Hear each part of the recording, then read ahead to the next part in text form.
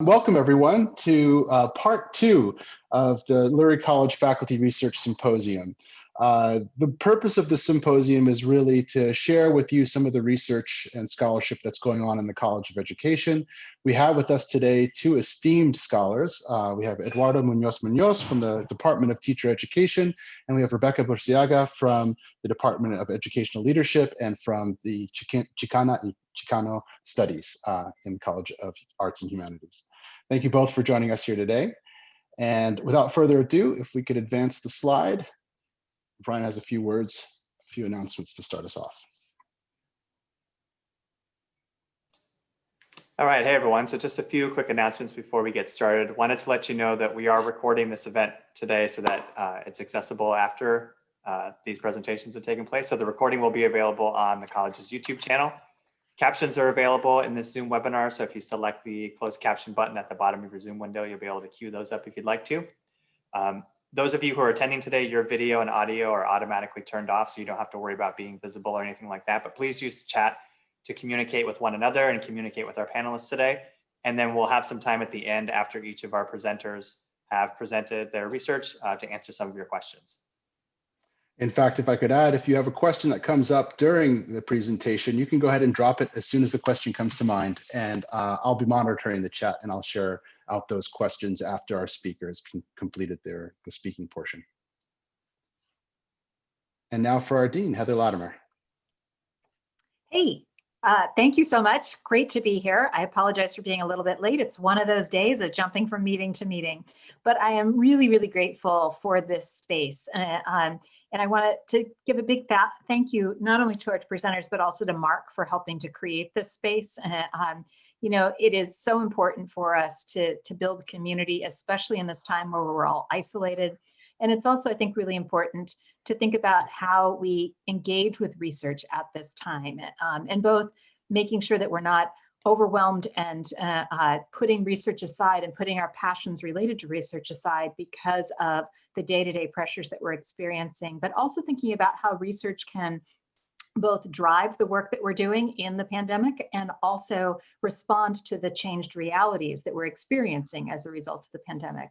And so really appreciate this space. And I know that for both of our presenters today, these are presentations that are connected to work that they're doing outside. So Eduardo presented a similar version, I'm assuming. I don't know, I haven't heard today's version yet, but a webinar last week for the larger California community, California education community, related to the work that he's doing around bilingual education. And I know Rebecca has also done some work around presenting on Testimonio in multiple different contexts. And so having this space as a place to try out the work that you're doing before you go out to another audience, or share the work that you're doing internally with our own team so that we're aware of the brilliance that is occurring among our faculty and the brilliance that our faculty bring to the table, I think is just such an important affirming and exploratory space to have for our college. So really thank you very much for creating the space, and thank you to Rebecca and Eduardo and our presenters from last week, as well as our future presenters, for being willing to share your work and your words with us in this time. I also just want to say, to recognize the connections that occur between the work that's being shared today and our strategic plan and the racial justice work that we've been engaged with. We were talking among our leadership team this morning about the great event that we had on Tuesday with Bettina Love, and I want to give a big thank you to Brad Porfilio for helping to make the connection and invite her to our campus. That was a just really wonderful event internally for our team and also externally. We had people from across the country who attended, as well as across campus who attended. And one of the things that we were talking about this morning is how do we continue that work and how do we lead that conversation both internally and externally of what does it mean to be a school or a district or a college that values racial justice? What does it mean to be a school or a district or a college that has an emancipatory or an abolitionist approach in the work that we do?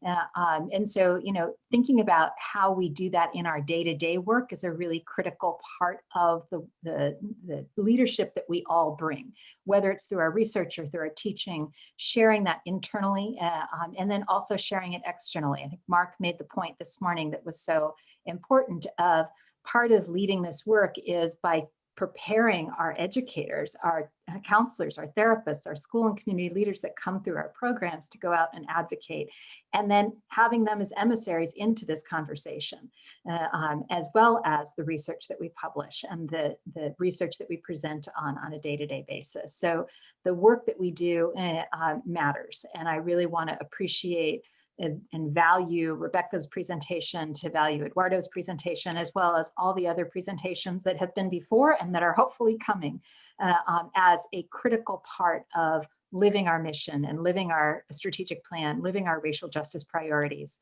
And I want to give one more opportunity for you. So one of the things when we met with our strategic plan advisory committee a couple of weeks ago, we talked about what are ways to make this work more visible.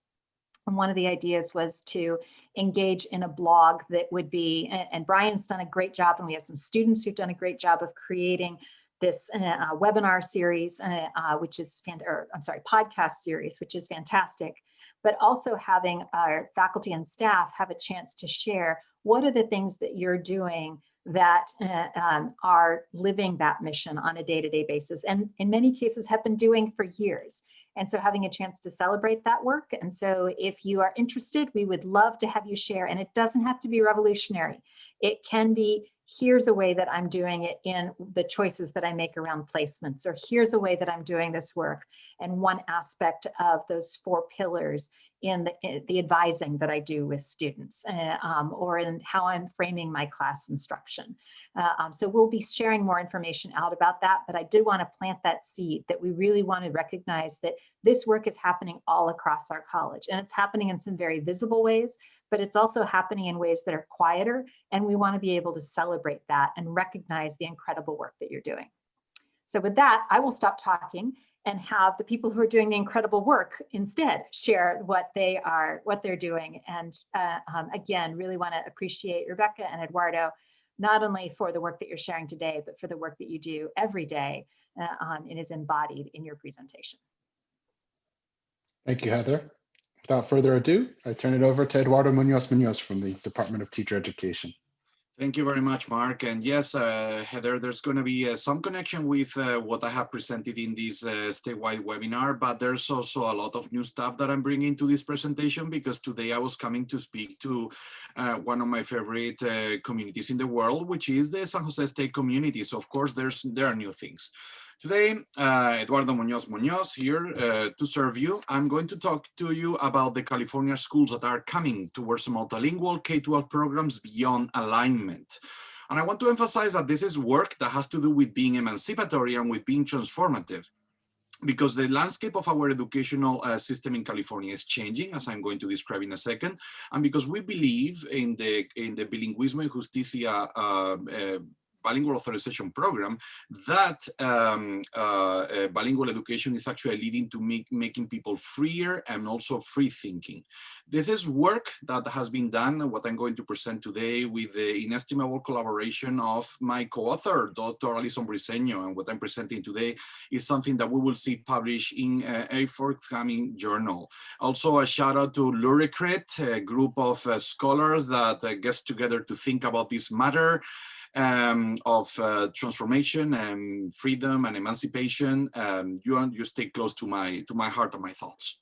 So is it coming? This idea of the systems that is coming, where are we?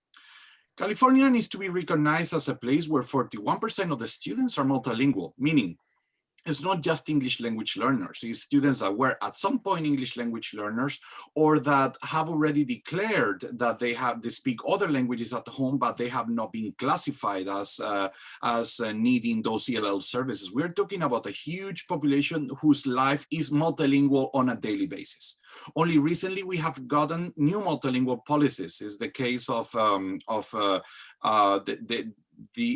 undoing of Proposition 227 that was limiting bilingual education. But now we have to ask ourselves, in light of certain things that have happened in the state in the current election, look at the results for the affirmative action proposition. I mean, one of the things that we're thinking is that with the passage of Proposition 58, things were going to change. California was on a trend to progressivism. However, we need to bring that into question. And that is something that, with regards to multilingualism, myself, my dear colleague Luis and Alison have been discussing. How progressive are we getting into multilingual policy? Let's look at those policies a little closer. Pro 58, 2016, 74% of approval. The comeback of bilingual education, well, it was framed a lot with a muting of any racial justice issues. And it was presented as the convergence of interest, how it is convenient to middle class, mainstream population, and not so much as how it could benefit the English language learners that are linguistically minoritized population. So we have to consider that Pro 58 lifts a lot of the obstacles with regards to setting up a bilingual program. However, we have to also look closely, as with every single policy, who is getting more or less of the deal with the policy. There's a policy that followed that, which is a roadmap in 2017, 1 year later. This roadmap is the new policy that defines work with English learners in the state, and it was approved by the California Board of Education in 2017. 4 principles. One, being assets oriented towards student, intellectual quality for our students was principle 2, and to today's presentation, principle 3, system conditions that support effectiveness and alignment and articulation. Sometimes principle 3 and 4 get talked about less. They seem to be like the administrators' things to do. However, these are critical just as number 1 and number 2 for equity, as I will be arguing in just a second. Policy 3, California 2030, 2018. In this policy, they are asking the question, what is the California way of approaching multilingualism? See what this policy is proposing for us. Look at the state seal of biliteracy that is recognizing our students' biliteracy levels as they exit high school. The idea is that by 2030, towards the right of this graph that you're seeing, the numbers are pretty much going to be doubled from what we have right now in terms of students earning the credit and taking the courses that grant them that seal of biliteracy. How's that going to happen? With dual immersion schools. But look at what this is presenting here. By 2020, we would be at around 800. We can confirm that we are kind of around that neighborhood. But now by 2030, this plan estimates that we would need like about double those schools. How are these schools going to grow? There are many implications for teacher preparation, for systemic efficiency, for administrators, but we are going to focus today on how we build the schools that are coming next. So the issue and why it matters. Bilingual education is not agnostic, it's not neutral. There are issues of who's getting the school in whose neighborhood. There's the issue of which language is valued. Those are the languages, those are the issues raised by racial linguism, by Flores and Rosa, and the issues of elite bilingualism, how certain populations may see it as an asset and fight for it. We also want to think about this idea of schools that are coherent, meaning articulated, which goes to the topic of today's presentation. Coherence is not just beautiful, it's a matter of social justice. Because when coherence works well, then students learn more. And let's remember that when it comes to learning and system failure, not all students have all those safety nets underneath them. If the system fails them, there could be no safety net. That's why coherence is important. And then we also think about the principle of isomorphism, which is developing this idea that when systems are expanding or developing, often they are going to look sideways and imitate what others are doing in order to expand. What's the implication of this? We need equitable blueprints. As we grow the schools that are coming, what is an equitable dual immersion school? And this is what we are talking about today. The context of the study that I'm presenting, San Pedro Unified School District, this is a pseudonym. It's a large urban school district in California that serves 30,000 plus pre-K through 12th grade students in 41 schools. The district houses dual language programs, mostly in Spanish and English, and even one K-8 school into two middle schools and 2 high schools. All these are dual language programs. 42% of the students are reduced to free lunch, 53% of students are Latino, 26% of students are classified as ELLs, and 85% of ELLs speak Spanish at home. So you get a sense of where we are getting into. In this district, they already have a full pathway of elementary, middle school, and high school. Now we want to learn. Our question is, how are they doing? What can we learn so that we develop blueprints for the schools that will expand in the future? Our positionality, it's an important declaration here for the sake of qualitative purposes. Both Alison and I were bilingual educators in the classroom. We are teacher educators. We are Spanish speakers. We feel for teachers and their agency, and we are both critical educators in the teacher education department. Data collection. Our framework, methodological framework, when we approach analysis is that of critical discourse and policy analysis. We're going to be looking for how power is manifested in the policies and also on how people articulate them. This, you see in the screen, the amount of data that we collected in this district, answering to the questions that we had about how articulation and coherence can be better in this school. We used a thematic hybrid coding, meaning both deductive and inductive codes, using the DOS, which is an online software, to categorize and parse the data. So an important element when it comes to understanding this project is that we had 2 pieces of reference that were literature that were important. That is the work of Fulan and Quinn when it comes to coherence, and they have this model of leadership at the center, focusing direction, cultivating collaborative cultures, deepening learning, securing accountability. And then also the work done by Moore and colleagues when it comes to talking about how coherence happens when reform is split between central office decision and school site decision. And this is important for us because as we think that dual immersion is expanding, this is not a single classroom issue. This is not an issue of just a school.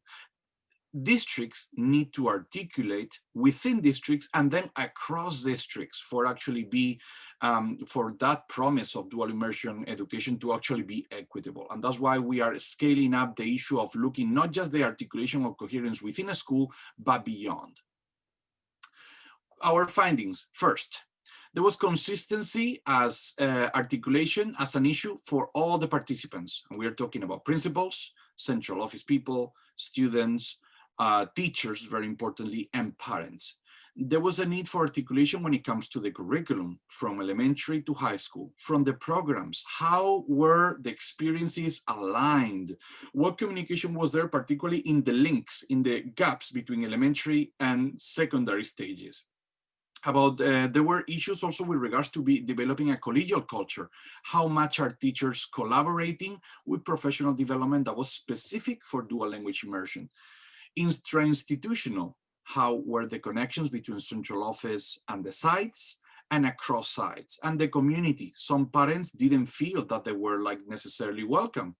And this all I reserve pedagogical at the end, because the lens that we are applying here is one that is congruent with the strategic plan of the Lurie College of Education, that is culturally sustaining pedagogy. So how are we making this coherence culturally sustaining? Because all the coherence between curricular, programmatic, collegial, institutional, and community would have an impact on pedagogy, on what happens in each classroom every single day. Second finding, it was the issue that there were organizational culture and demands placed on that articulation. Elementary developed a very distinct culture and secondary a distinct culture per se. This is not new. This is not even exclusive to San Pedro School District. The idea that often elementary teachers are being perceived as it was stated in the study, as rule followers, and that middle school teachers were more like go their own way. Those are organizational cultural traits that need to be addressed in order to foster this coherence that we are seeking. In the interviews, one of the issues that we kind of came to realize that was across the board was this idea of the bilingual middle school experience. From being more embraced in elementary, how are students experiencing dual language immersion and the tax that is taken on them in the secondary level by not being able to choose optatives, by having more stringent schedules. So we have this. So one participant declared, we didn't have the time for the really organic, life-changing lessons that kids really should be having. And what I wanted to share with you about this is that who said this? Student. I mean, it made us proud. Alison and I were looking at each other like, look at that thought, so powerful and so articulate. And it was articulated about the student talking about his own education. So let's consider that. Finding number 3, reform clash. This is a classic issue in organizational sociology and leadership studies. The district had developed a scope and sequence tool that was an attempt at getting everybody to be on the same page. It had a more rationalistic approach to change. So and a couple of binaries were being opposed here. Agency versus structure. The scope and sequence was the structure. Agency, how much say do teachers have about what is being taught? Context adaptability versus fidelity of implementation. Another antagonistic, often antagonistic dyad that we find in this. Teachers would like to adapt to what they see in their communities, but at the same time that the coherence may impose demands on guaranteeing that there is a number of common experiences to all students in a district across the board. And ultimately the classic, the real classic, top-down versus bottom-up, as you can see in the graph, reform efforts. Is this coming from the central office, trickling down, or is this coming from grassroots pedagogical activism and going from the teachers up, or a combination of both? We have to say that in our study, we saw signs of hope that may make this district a fertile ground for reform, because while we saw that there was a strong centralizing pull in the district, the participants, the district administrators and teachers, they were all hoping for PD that was actually going to professional development experiences that were going to make the voices teachers heard more. So there seemed to be a movement towards a balancing of these top-down versus bottom-up act. And how we want to move forward with this study, and not also with this study, these are recommendations that we share with the district. First of all, let's understand that transforming dual immersion, and dual immersion has been impacted by negative policies, anti-bilingual policies in the state, by negative linguistic ideologies. These things are not isolated. It's not just one person, it's not just one classroom. It's systemic and structural, and accordingly, it needs to be approached systemically. So one of the things that we encourage to this district as specific leadership moves is to develop strategic engagement of stakeholders.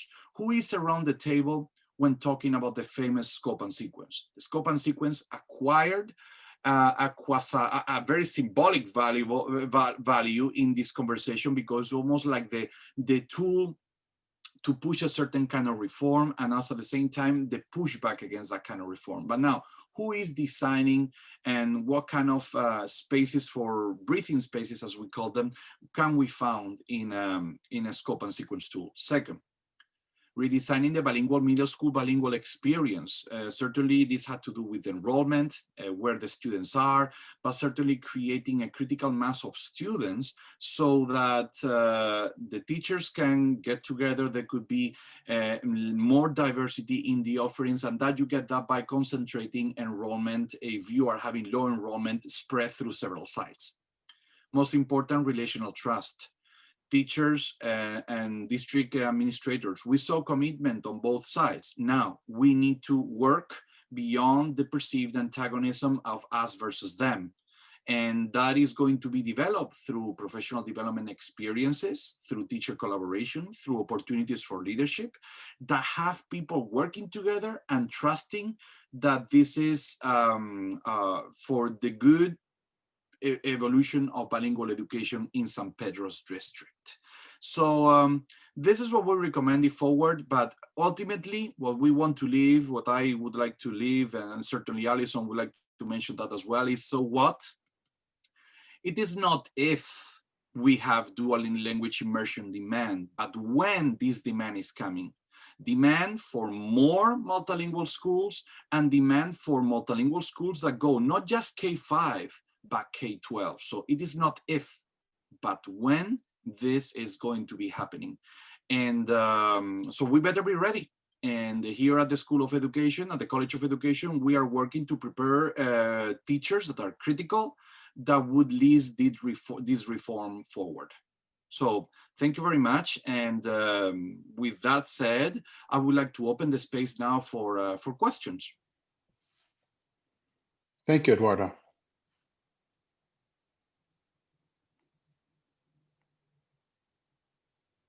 Silas says, this reminds me of what Bettina Love talked about when, with reform versus abolition. Very interesting.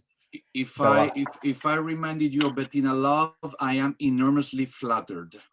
If my thoughts can actually, because we think that the lack of dual immersion and the lack of opportunities for students to showcase their linguistic assets is a way of colonializing and oppressing them.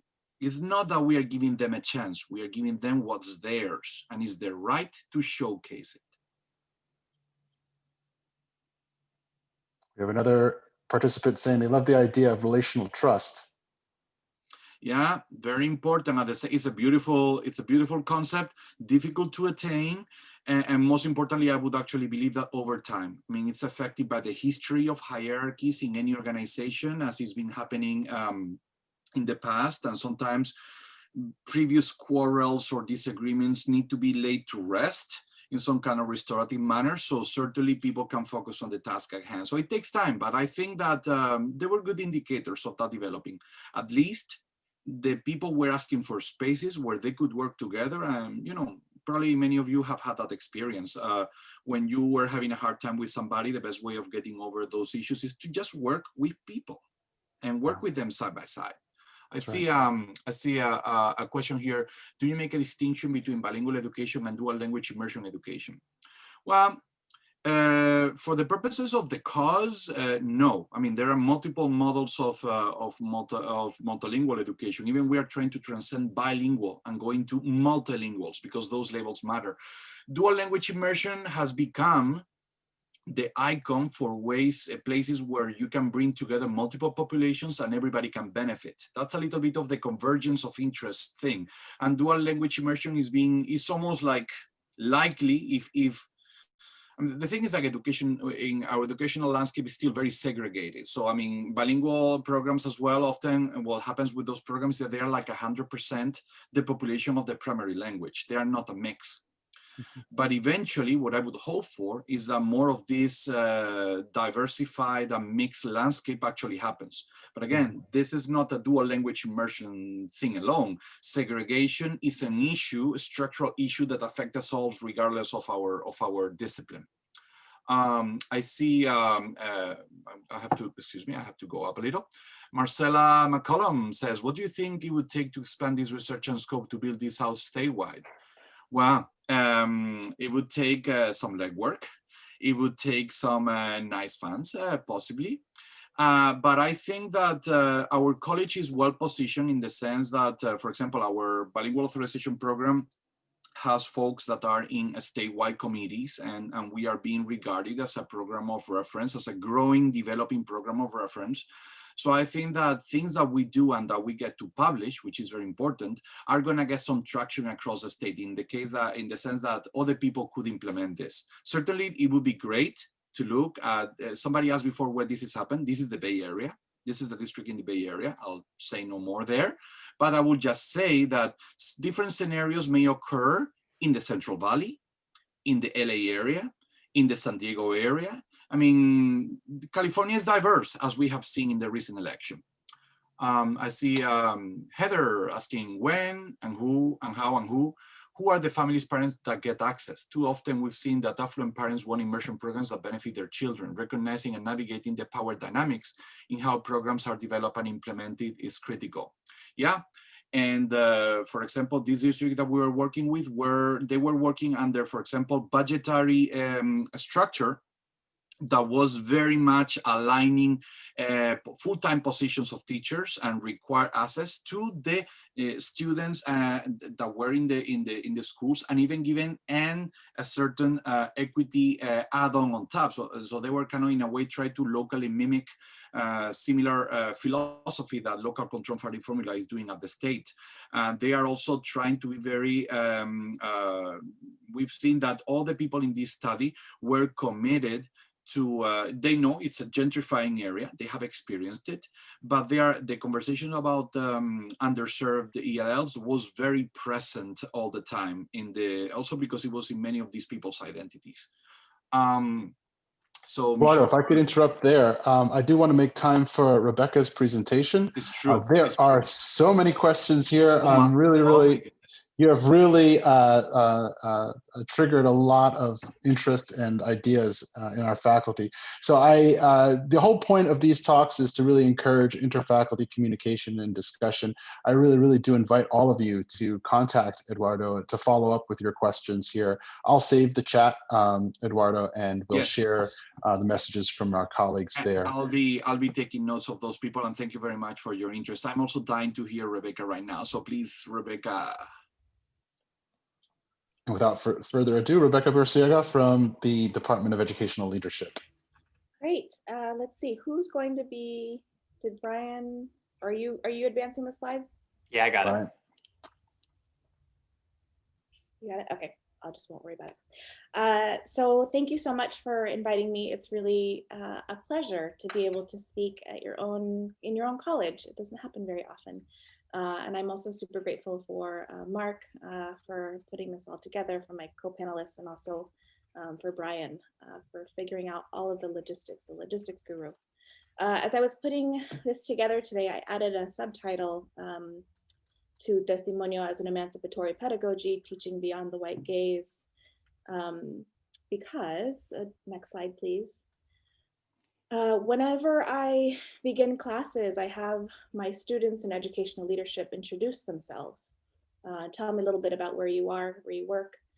And I hear things like, I teach in a school that is mostly Hispanic. I teach the kids that will never go to college. And that's from an elementary school teacher who wants to be a principal. Another says, I have this Hispanic kid in my algebra class who doesn't care about math, no matter what consequence I give him. When is it okay to give up? So in addition from teaching a gatekeeping course for higher education, she's already clearly doled out consequences and is looking for permission to give up, at which point I say never.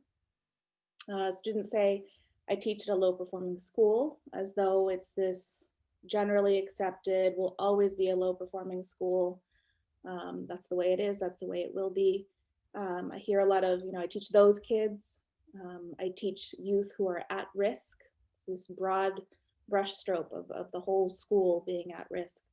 And the one that still gets me every time is minorities, because usually this comes from a teacher, aspiring principal, aspiring leader who works at a school that is 97, 98% Black and brown students, where the quote unquote minorities are clearly the majority.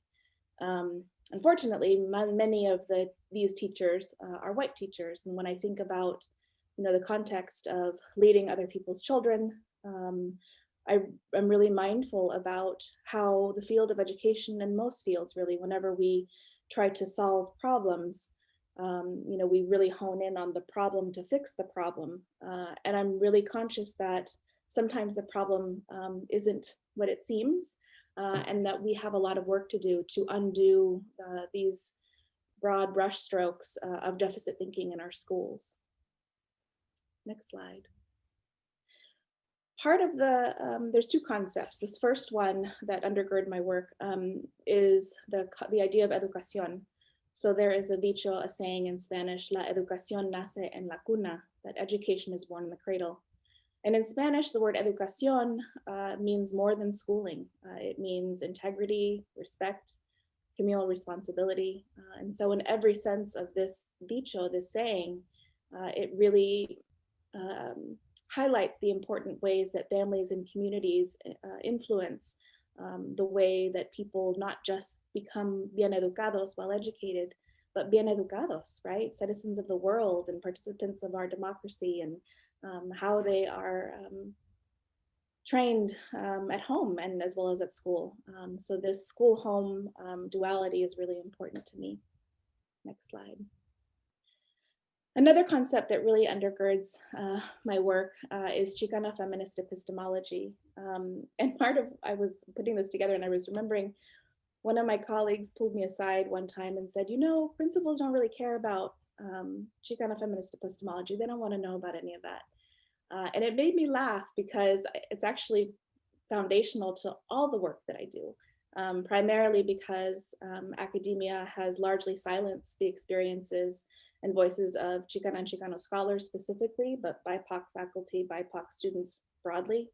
And I really think it's important to enter in a space understanding and being confident that you have something to contribute. The other piece that this concept really helps me remember is that a lot of these deficit interpretations of our students in our schools aren't fair, primarily because they're not involving the students in analyzing how their lives are being interpreted, documented, or reported. Next slide, please. So Testimonio is defined political, social, historical, and cultural histories as central to producing knowledge for social action. In bridging individuals with collective histories of oppression, a story of marginalization is recentered to elicit change. So while on this talk, I'll be talking about Testimonio as pedagogy, it's also important to remember that Testimonio is also methodology, and that it really helps us think through how we incorporate these cultural histories to produce knowledge for social action. Testimonio as a pedagogy, as a methodology, is explicitly social justice oriented. It is explicitly a call to action. So when I was a postdoc, for example, I used Testimonio methodology and found that students who were labeled as dropouts tried the whole time, but they were caught up in the foster system. They were caught up in schools losing their records. They were caught up in extremely punitive situations. They were late to class because they were responsible for helping their siblings get to class. So a process of coming to know and centering their experiences really uncovers so many different layers that we don't talk about when we just paint these broad brush strokes around at-risk, quote unquote, youth. Next slide, please. So in educational leadership, all my classes, I begin with a variation of this question. How does your education, your educación, really your positionality, influence your approach to leadership? And I ask this because we are rarely given an opportunity in schooling to talk about our own upbringings as they relate to what we're learning, how we're learning, and how we're developing as leaders. Next slide. And so what I'm finding as I ask these questions and I have them do these, essentially, it's like a variation of a cultural autobiography, of a oral history, but also an analytical look at their schooling experiences. What's central to this is their racial ethnic identity. And what's so amazing about this is that because it's so individualized to each person, they're really able to delve in more deeply to how the culture and community has helped really support them on the path. But what's also really beautiful and surprising, I think, to some of the people that I've talked to at Testimonio about, is that there are many white students who come to my classes who just say, I don't have a culture.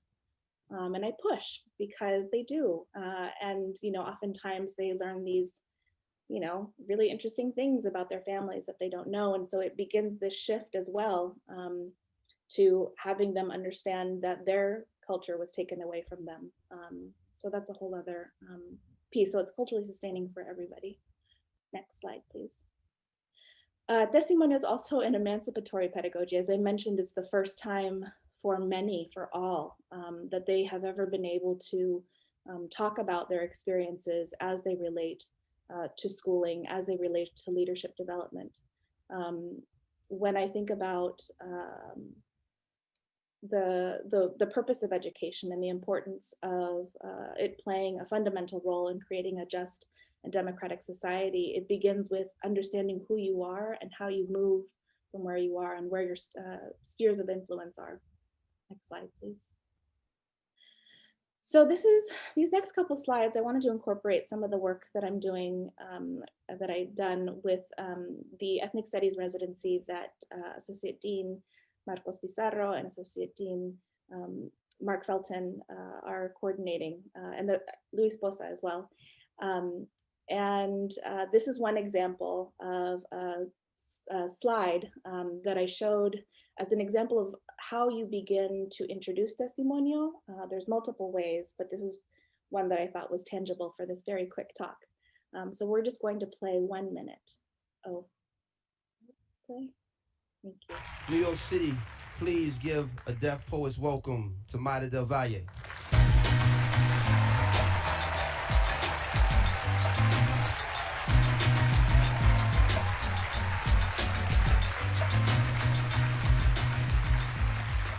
What's up, New York? It's nice that you can claim your clan to purebred pedigree descendancy, but middle passages mark the makeup of my amalgamated Afro-Boricua ancestry.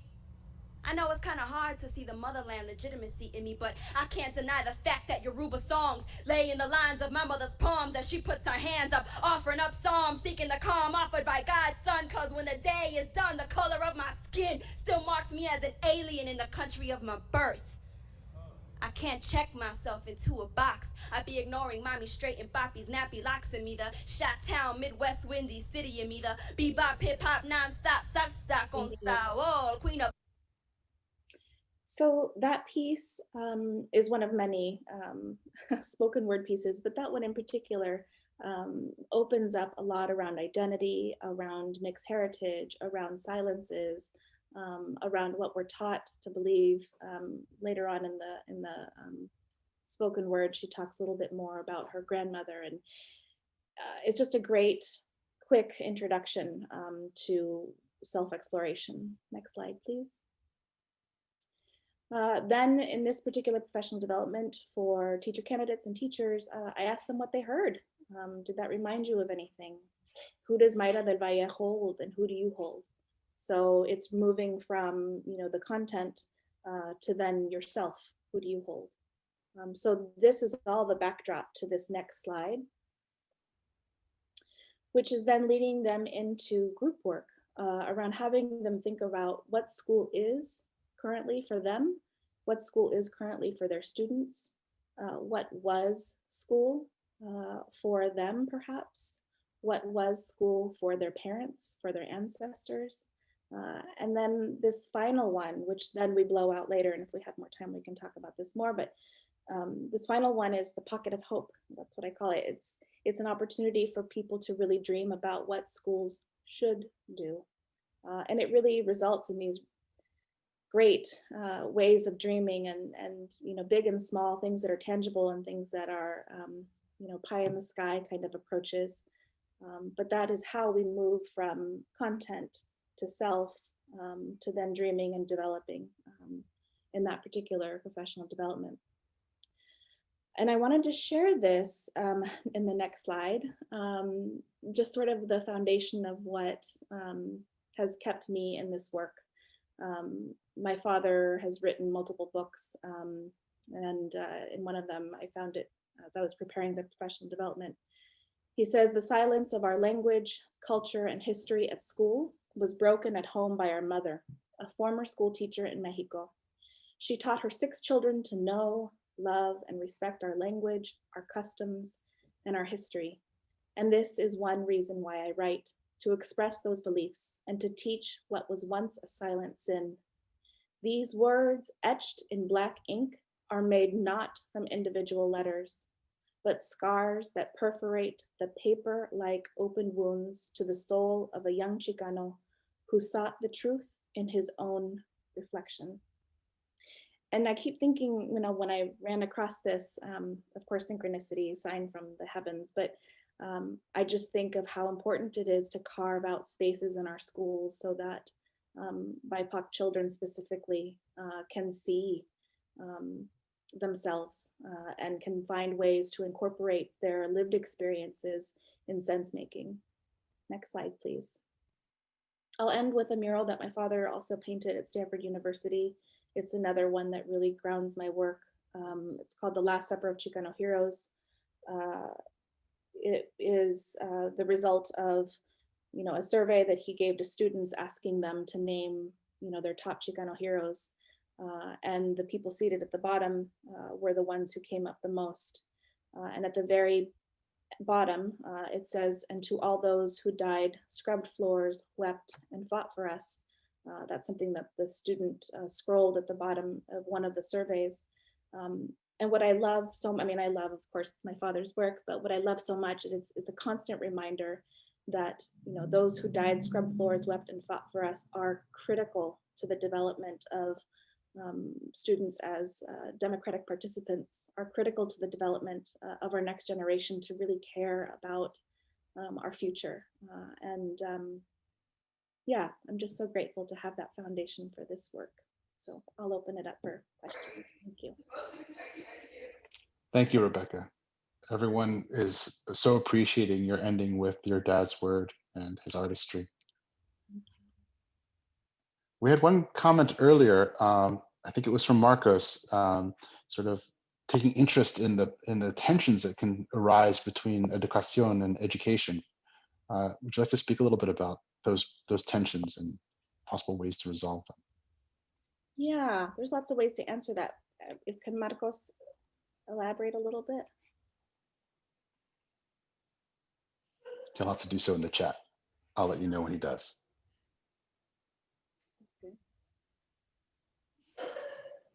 I've given him permission to talk if he wants to. There we go. Can you hear me? Yeah. Yeah. No, I'm just thinking about that tension, right? And that for so many of our students, they continually get pulled from the focus on educación to the focus on education, and there's a conflict there. And that wrestling is something that is very often not resolved for them and not modeled for them. And so they're left to figure it out on their own. And for so many of them, it's a sacrifice. They sacrifice their educación for their education, and then, you know, continue that kind of trend with our youth. So I was just wondering, I was just thinking about that.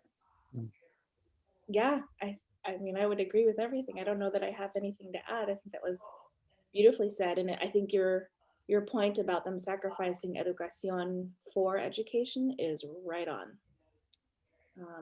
And my goal in constantly referencing the duality of that term is because we can't do that anymore. We have to find ways to incorporate that, both for all students.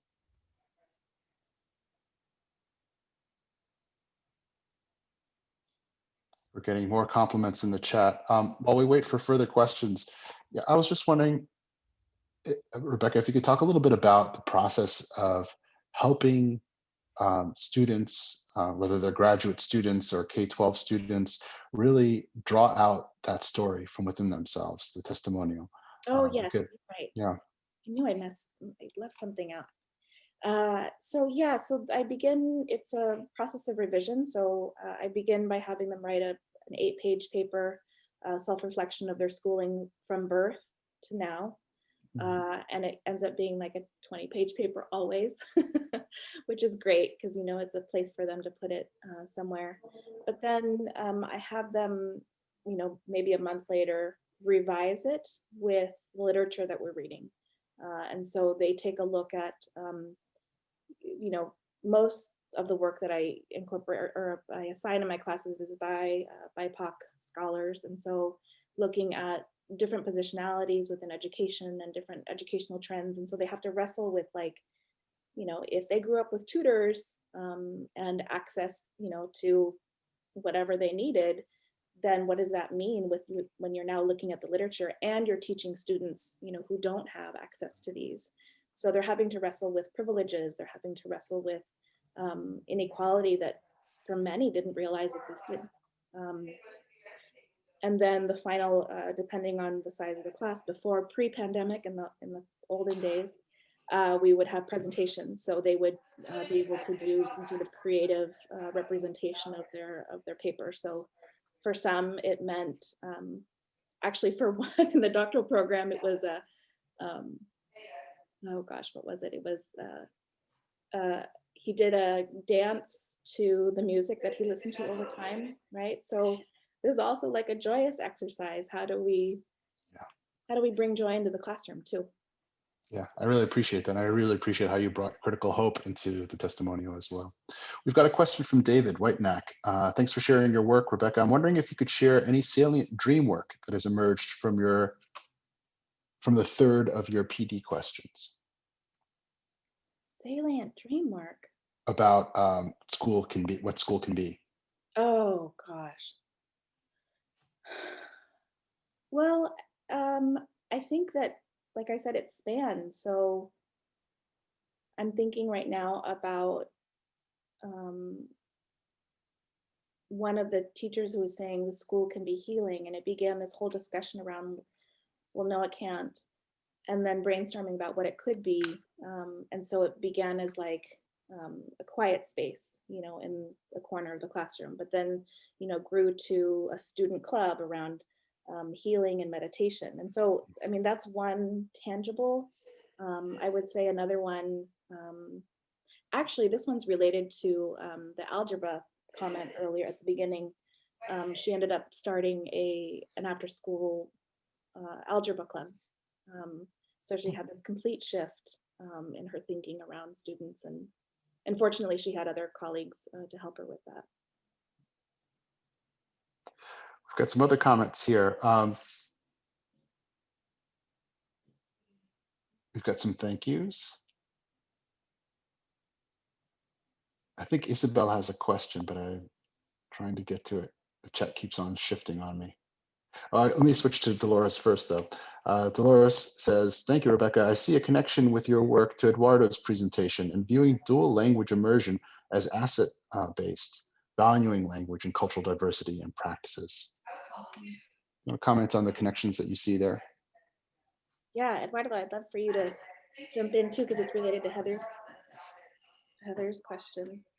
You want to take it first, Eduardo? Yeah, well, I think that pedagogy that is based on the accumulated experience and the heritage that is coming behind all the professionals that are in a school is actually, when I look at Fulan and Quinn's work, or the work that Moore and others did, that I use as the lenses, I see coherence, but I see cold coherence. I see, I mean, I'm subjective, but I see an approach about certain study cases and a framework that is like very neat and tidy, but we know that the reality is full of the experiences of the people. And what I see as a real transformation for real coherence with dual language immersion goes to the experience and the testimonials of dual language teachers. I mean, as part of my positionality, I wanted to emphasize that I'm a little inclined towards grassroots and bottom-up approaches, but I don't want to neglect the importance of top-down approaches. But now all those things need to be emphasized by whoever's enacting these things, by critical questions and listening to the community, as you have presented.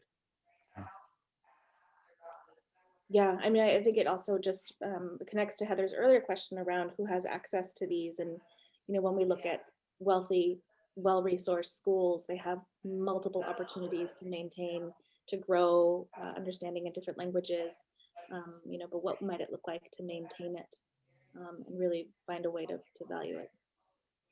I mean, there's well, if we miss the experiences of people, then we get lost. I mean, again, it's still to be seen the impact that's going to be. But remember that Prop 58 was a law that was basically presented as utilitarian.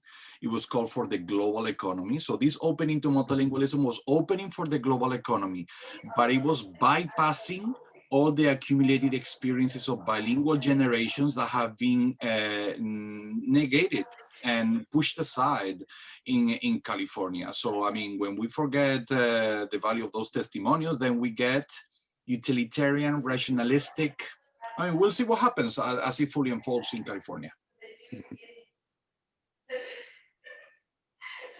Yeah, that's one of the takeaways I had, was that really Testimonio is a recentering of whose voice is heard, what story is being told. And what I heard from Eduardo's presentation was part of the problem with the recent history of dual immersion programs is that it's been the kind of dominating voice that's dominated the framing of programming instead of the stakeholders themselves and the minoritized students that they're theoretically being served by the programs. You know, one thing I didn't mention earlier about Testimonio that I should have is that it's a lot of work. Part of it is because students are unpacking for themselves. Sometimes really traumatic things come up, and so you also have to be prepared, you know, to send resources, to, you know, maybe even walk them over to the center in the olden days. But it is important, you know, that you also tell students that you're a mandated reporter, and so those are all important considerations, because it isn't just, you know, schooling is great experiences that we're uncovering. And I see that it's 4 o'clock. So I just first of all want to thank Rebeca Burciaga for an outstanding presentation. Round of applause there. Thank you once again, Eduardo Muñoz-Muñoz, for your piece as well. One of the things that as the college leadership is really interested in doing is really bringing together these voices and thinking about what does it mean to provide culturally sustaining pedagogies in the schools, and to really build a common vision that crosses programs and departments and professions, and talk about how we as a faculty can help prepare professionals in our area to really turn things around in terms of culturally sustaining pedagogy. So thank you for being part of that conversation. I will be tapping you both actually for a project that I'm going to be working on next semester for sort of defining a problem statement and even a theory of change that has to do with both of your perspectives. Once again, round of applause to everybody. Thank you all for turning out, and so many fantastic questions to the presentations today. Look forward to the next Lurie Faculty Symposium series. We'll be commencing again in the spring. So thank you all. Good luck finishing the semester, everyone. And thanks again, Rebecca and Eduardo.